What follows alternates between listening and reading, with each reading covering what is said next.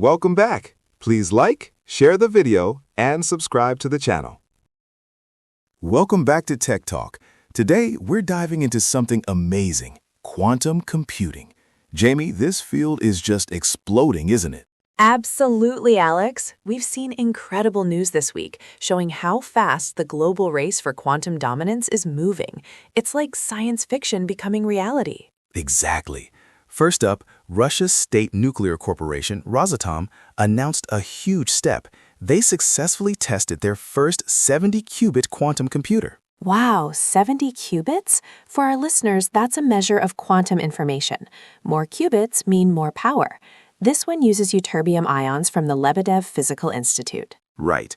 They have a clear roadmap aiming for industrial applications by 2030, with plans for error-corrected medium-scale computers. Big ambitions. They certainly do.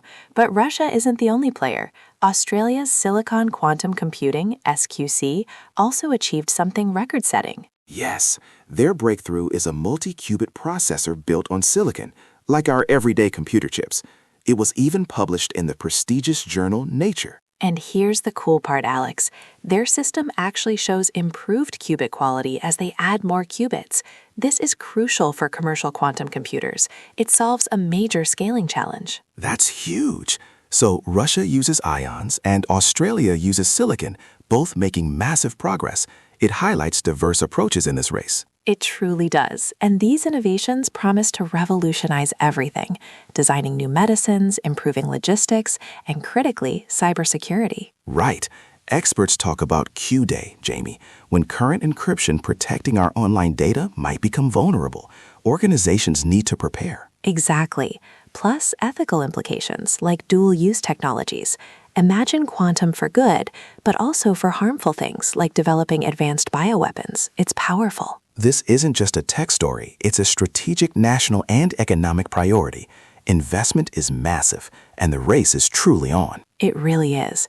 It's exciting, a little bit scary, and something we'll watch closely here at Tech Talk. Thanks for joining us for this quantum update, everyone. We'll catch you next time. Welcome back to Tech Talk, everyone. Jamie, have you been keeping up with the latest AI news? It's moving so fast. Oh, absolutely, Alex. And this week, there's a huge development that really shifts things for AI in the U.S. You got it. President Trump has just signed a new executive order, and it's all about bringing a national standard to AI regulations, basically trying to stop states from making their own separate rules. Right. The order is called Ensuring a National Policy Framework for Artificial Intelligence. The White House argues that different state laws, a patchwork of regulations, could slow down innovation. Exactly. They believe it's crucial for the U.S. to stay a global leader in AI, and too many conflicting rules could hinder that. But what's interesting is that states like California, Colorado, Utah, and Texas already have laws in place, especially around things like how AI collects personal data or makes big decisions about jobs or loans. True. So this order is essentially telling federal agencies to find those state laws that seem too much or might even have a bias built into them. Wow. And it gives the federal government power to, pressure states. They could potentially withhold federal funding, say for things like broadband, or even challenge those state laws in court. That's a big deal. It really is. It's the Trump administration trying to say, hey, AI governance is a federal matter, not just a state one. They want a lighter touch overall, overriding state-specific rules. But as you can imagine, this isn't without controversy. Critics from both political parties and even groups focused on civil liberties and consumer rights are speaking out. Yeah, they argue that banning state regulation might actually favor the huge AI companies by limiting oversight. Plus, there are questions about how much power a president has in this area, especially when AI can show biases that are tough to explain or rectify. Exactly. The Attorney General is even setting up a task force to challenge conflicting state laws. It sounds like this debate is just getting started, and it's going to be a fascinating one to watch unfold. Absolutely. A lot at stake for the future of AI in America. Welcome back to Tech Talk Today, everyone. Jamie, it feels like every week we're discussing cyber threats, but this week's news is particularly intense. You're absolutely right, Alex. We're seeing major alerts about Russian state-sponsored hackers, the GRU, escalating their attacks. The GRU, a frequent name in cyber news. What are they targeting now? Well, Amazon Threat Intelligence reports they're hitting critical infrastructure and energy sectors.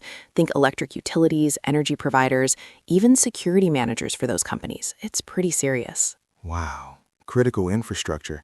That could have a huge impact, affecting essential services? Exactly. They're also targeting tech companies like collaboration platforms and source code. It's a very sophisticated approach. Amazon, identifying them as curly comrades, is disrupting these efforts and notifying clients. So Amazon is on the case. But that's not the only big cyber news. I heard about some zero-day vulnerabilities. You heard right. Cybersecurity firm Group IB just discovered 2 new zero-day vulnerabilities. For our listeners, a zero-day is a software flaw unknown to the vendor, making it extremely dangerous before a fix exists. Super scary. Which products were affected? They were in widely used enterprise products, Cisco Unified Contact Center Express, or UCCX, and IBM Sterling. Finding flaws here is a big deal for businesses. Right. So what's the good news? Cisco and IBM were responsibly notified and have already released security patches, so companies using these products need to update immediately. Absolutely. This just highlights the constant need for vigilance and strong cybersecurity defenses. It's a never-ending battle. It truly is, Alex. With state-sponsored groups getting more sophisticated, everyone needs to stay aware and proactive. Great advice, Jamie. Thanks for breaking down this alarming news for us. My pleasure, Alex. Stay safe out there, everyone. Welcome to Tech Talk Tonight. I'm Alex. And I'm Jamie. Alex, AI is everywhere, isn't it? Absolutely, Jamie. Big tech is certainly making waves. Right. So what's new in AI this week? Google just launched Gemini 3 Flash. It's a new AI model promising frontier intelligence, super fast and low latency. Wow, frontier intelligence. Pushing boundaries for speed and efficiency, it sounds like. Exactly. And OpenAI is partnering with journalism projects to create the OpenAI Academy. That's interesting. A hub to help journalists use AI in their reporting? Precisely. AI is becoming a huge part of how we create and share information. Fascinating. And it's not just AI models, right? Coinbase is expanding. You got it. Coinbase is adding U.S. stock trading, prediction markets, and Solana crypto integration. So they're becoming an everything exchange? That's a big step towards merging traditional finance and crypto. Exactly. A convergence we've talked about. Plus, lots of new AI tools for writing, meetings, and even character interaction are popping up. Sounds like innovation everywhere. But how's the market reacting? Are AI stocks still booming? Well, Jamie, that's volatile. U.S. stocks, especially AI-related ones, had a mixed day with initial drops. Really? So even with advancements, investors are cautious? Absolutely. Concerns are growing that high valuations of big tech, driven by AI, might be overextended. Ah, meaning people worry if all this money into AI will bring enough returns? You nailed it. Oracle and Broadcom, despite strong profits, saw stock prices fall due to worries about borrowing for AI, though they recovered a bit. So it's a wait and see for investors. Pretty much. Exciting times, but the market is closely watching those investments. Welcome back to Money Talk. We've got some big news today from the Federal Reserve, the central bank that really steers our economy. They just made a significant announcement at their final meeting of 2025. That's right, Alex. They decided to cut their benchmark interest rate by a quarter point. This sets a new target range of 4.25 to 4.5%. It's actually the third cut in just 3 months, which means rates have come down by a full percentage point in total. Wow, a full percentage point. So for our listeners, what does this actually mean for their wallets, Jamie? Well, simply put, it's generally good news if you're a borrower. Lower interest rates mean it costs less to borrow money. Think about things like credit card APRs or home equity lines of credit. Those should become cheaper for you. That sounds like a relief for many. But, the Fed's statement wasn't entirely straightforward, was it? They also signaled a more cautious path for the future. Exactly. This is the interesting part. While they cut rates now, they're only expecting 2 more cuts in 2026. That's half of what they predicted just a few months ago, back in September. It's what some are calling a hawkish cut. Hawkish, meaning they're still worried about inflation, right? Even with today's positive inflation report? Precisely. It shows some officials are still concerned about prices rising too quickly. We even saw a dissent from Cleveland Fed President Beth Hammack, who wanted to keep rates steady. It really highlights the different opinions within the Fed. And how did the market react to all this mixed news? It was a bit of a mixed bag. U.S. stocks like the S&P 500 and NASDAQ jumped after the encouraging inflation report. But on the flip side, Treasury yields went up and even Bitcoin's price fell a bit. So investors are still trying to figure out what the Fed's long-term plan is for 2026. Absolutely. The Fed says it's all about being data dependent, meaning they'll keep watching the economy closely, things like jobs and inflation, before making any more big moves. Fascinating stuff. It seems like we'll be keeping a close eye on those economic reports in the coming months. Thanks, Jamie. Always a pleasure, Alex. Welcome back to Money Matters, everyone. Today, we're diving into some big news from north of the border. Jamie, Canada's financial watchdog, OSFI, just made an important announcement about their domestic stability buffer. What's the scoop? That's right, Alex. OSFI has decided to keep their domestic stability buffer, or DSB, at 3.5% of total risk-weighted assets. This buffer is basically a critical safety net, extra capital Canada's banks hold to protect against economic shocks. Okay, so maintaining it at 3.5%, what does that tell us about the Canadian economy and its banking system? Well, it suggests OSFI believes major vulnerabilities remain elevated, but are stable. They're not getting worse. And the good news is, Canada's 6 largest banks are sitting on robust capital levels. Their common equity Tier 1 ratios average 13.6%, comfortably exceeding the 11.5% expectation. Wow, comfortably exceeding sounds pretty good. So we're talking about approximately $60 billion in capital cushion. That's reassuring. Exactly. It underscores their resilience. OSFI noted Canadian household debt is high, but stable, and even below historical peaks due to softer housing market conditions. Corporate debt growth has also moderated. That's positive. But global uncertainties like geopolitical risks and trade-related headwinds must still be a factor, right? Oh, absolutely. Global uncertainty definitely influences the overall risk environment. But OSFI feels the current DSB level is proportionate, and they're not anticipating an increase right now. So stability is the key word here. Stability. That's good to hear. Now, Jamie, Canada is also pushing ahead with something exciting in sustainable finance. Tell us more about that. Oh, this is fantastic news, Alex. The Canadian government has selected the Canadian Climate Institute to develop new Made in Canada sustainable investment guidelines. This is often called a taxonomy. A taxonomy for sustainable investment. What exactly does that mean for an average investor or lender? It means creating clear, voluntary guidelines that will help define what truly counts as a sustainable investment in Canada.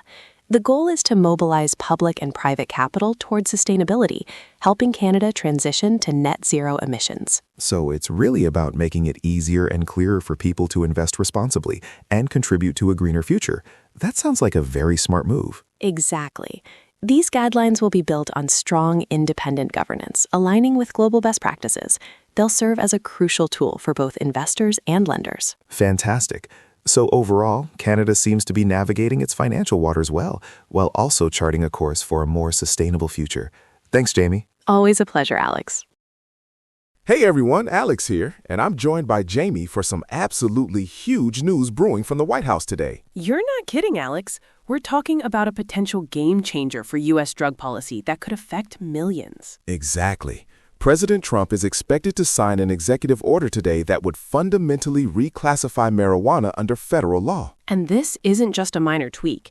It's about moving marijuana from its current Schedule 1 status all the way down to Schedule 3. Wow, Schedule 3. For our listeners, that's a massive shift in how the federal government views the substance. Currently, Schedule 1 drugs like heroin or LSD are defined as having no currently accepted medical use and a high potential for abuse. Right. So marijuana sitting in the same category as heroin has always been a point of contention for advocates, you know? But moving it to Schedule 3 would place it alongside things like Tylenol with codeine or anabolic steroids. That implies a moderate to low potential for physical and psychological dependence, which is a completely different perception. This really is one of the most substantial shifts in U.S. drug policy in decades if it goes through. Absolutely. And President Trump has actually expressed support for these kinds of reforms before. He's talked about ending needless arrests and incarcerations for small amounts of marijuana for personal use. So this aligns with his previous statements about implementing smart regulations for adult access to safe products. It makes sense in that context. However, it's not without opposition, even from within his own party. Some House Republicans, for example, have penned letters arguing against the reclassification. Yes, they've cited insufficient scientific data to support such a move and warned it could imply marijuana is entirely safe, particularly to children. And some Republican senators have echoed those concerns, pointing to potential health issues, risks of intoxicated driving, and worker absenteeism. So it's not a unanimous decision. Definitely not. While the White House hasn't officially commented on the expected order yet, its potential signing today has enormous implications for the marijuana industry and for federal-state relations on drug policy. It's certainly going to be fascinating to watch how this unfolds. A truly groundbreaking day, potentially, and we'll keep you updated as more details emerge. Welcome to Health Unpacked. I'm Alex with Jamie today. Hey everyone! We've got big news from Washington, D.C., straight from the Trump administration. Absolutely. The U.S. Department of Health and Human Services, or HHS, just proposed some major new regulations. Right. These new rules specifically target what they're calling sex-rejecting procedures for children. This follows an executive order from President Trump himself. Exactly. The administration's goal is to stop medical practices they believe cause irreversible harm to young people. They're talking about treatments trying to align a child's body with an identity different from their biological sex. Wow. That's a pretty strong stance. So how would this actually work? Well, a key part involves Medicare and Medicaid. The Centers for Medicare and Medicaid Services, or CMS, plans a rule. This rule would ban hospitals from performing specific pharmaceutical or surgical interventions on anyone under 18. And if hospitals don't comply, they could lose federal funding? That's huge, as almost all U.S. hospitals rely on those federal programs. Precisely. It's the federal government saying we won't work with organizations we believe are causing permanent harm to children. And there's more, too, isn't there? Beyond just hospitals. Yes. HHS also plans another rule to explicitly prohibit federal Medicaid and Children's Health Insurance Program, or CHIP, funding for these procedures for kids under 18 or 19. So what exactly are these sex-rejecting procedures they're talking about? The administration specifies things like puberty blockers, cross-sex hormones, and certain surgical operations. And they're citing risks associated with these, like infertility, impaired sexual function, bone density issues, and altered brain development, calling these damages irreversible. That's right. Interestingly, 27 states already don't provide Medicaid coverage for these types of procedures on children. So the federal government is now moving to expand on what many states are already doing, a very significant shift in youth healthcare policy. Definitely. A major development we'll be watching closely. Thanks for breaking that down, Alex. My pleasure, Jamie. Hey everyone, and welcome back to Global Pulse. Jamie, it feels like we're constantly talking about climate policy, but today's news really highlights the different paths the world is taking, doesn't it? Absolutely, Alex. It's a critical moment, and we've got some pretty contrasting developments to dive into today. Some challenges, but also some significant progress on other fronts. Let's start with a bit of a setback, shall we? Our northern neighbor, Canada. Their Prime Minister, Mark Carney, just openly admitted that the country is going to miss its legally required greenhouse gas targets for both 2030 and 2035. That's huge. Yeah, it really is, Alex. And it's not just an admission. It follows some pretty significant policy rollbacks. They actually eliminated a consumer carbon tax on fuels, which was set for April 2025, and also scrapped a proposed emissions cap for their oil and gas sector. Wow, so essentially less regulation. They're framing these moves as ways to boost Canada's status as an energy superpower, right? But it's certainly sparked a lot of political debate, I imagine. You got it. It's caused quite a stir. People are really questioning their commitment to their climate goals, which aimed for a big 40-45% reduction below 2005 levels by 2030. So definitely a challenging picture there. Right. But across the Atlantic, it's a different story. The European Union is really pushing forward with something called the Carbon Border Adjustment Mechanism, or CBAM, and that's set to roll out in January 2026. Exactly. This is super interesting.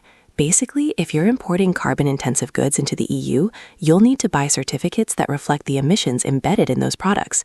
It's designed to prevent carbon leakage, where companies just move production to countries with weaker environmental rules. Ah, so it makes sure that foreign producers face similar climate-related costs as European companies.